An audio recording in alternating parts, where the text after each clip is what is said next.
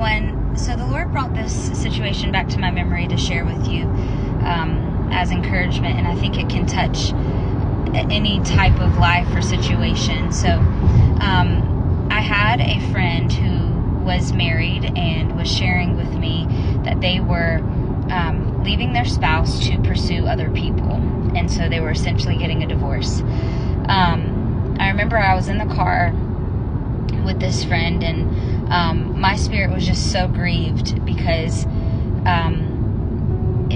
just the whole nature of it was just heartbreaking. And also, infidelity is something that a lot of people deal with, and it's hard on the person that experiences that,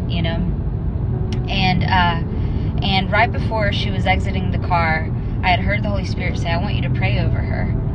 And I have been cheated on before, and that pain is like legit. Like, it's real. It's real, it's deep, it's, you have to go through healing after something like that. And in that very moment when I had heard the Holy Spirit tell me to pray over her, I said, "Lord, I don't know what to pray. Like, I don't know what it's like to say I'm going to willingly cheat on my spouse and leave them." Like, and not like trying to magnify myself or elevate myself above her. It was more just the honest response back, like, "God, I don't know what I'm supposed to say." And I heard him say, "I will fill your mouth." So I was obedient, and I began to pray over her.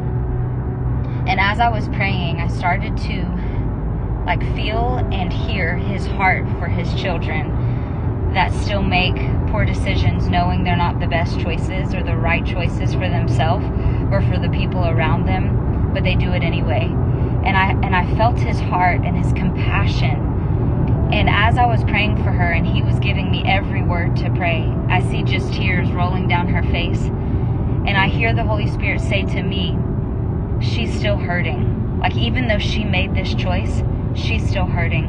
And that's why I wanted you to pray over her. Because when my children are hurting, it deeply affects me." And I never forgot that moment.